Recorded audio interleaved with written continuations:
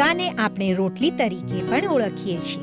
આ સપાટ ફૂલેલી બ્રેડ છે અને ભારતમાં દરેક ભોજનનો મુખ્ય ભાગ છે. એકદમ પરફેક્ટ ફુલકા બનાવવાની કળામાં કુશળતા મેળવવા માટે ઘણી પ્રેક્ટિસ અને ધીરજની જરૂર પડે છે. તેને ઘરે બનાવવા માટે તમારે જરૂર રહેશે આ સામગ્રીઓ: 1 નાની ચમચી અમૂલ ઘી, 1 કપ ઘઉંનો લોટ, કણક બાંધવા માટે પાણી અને 1 નાની ચમચી મીઠું. કણક તૈયાર કરવા માટે સૌપ્રથમ એક મોટા વાસણમાં લોટ લો. તેમાં 1 નાની ચમચી મીઠું નાખો અને પીગળેલું થોડું અમૂલ ઘી ઉમેરો. બરાબર મિક્સ કરો જેથી ઘી લોટમાં શોષાઈ જાય.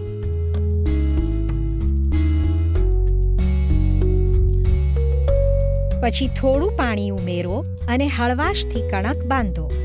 પાણીનું પ્રમાણ એકદમ વધારે કે એકદમ ઓછું ન હોવું જોઈએ. તેને યોગ્ય રીતે મસળો જેથી કણક નરમ અને લીસી બને અને તે શુષ્ક કે ચીકણી ન બને.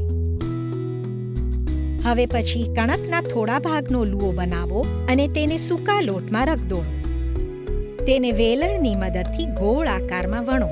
આ જરા મુશ્કેલ ભાગ છે.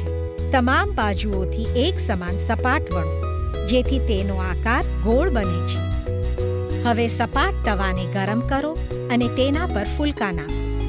જ્યારે તેના પર નાના પરપોટા દેખાય ત્યારે તેને બીજી બાજુ પર ફેરવો અને સહેજ શેકવા દો.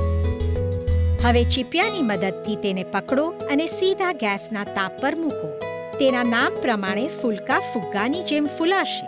તમે તેને બીજી બાજુએ ફેરવીને ઝડપથી શેકી શકો છો અને ગેસ પરથી તરત લઈ લો.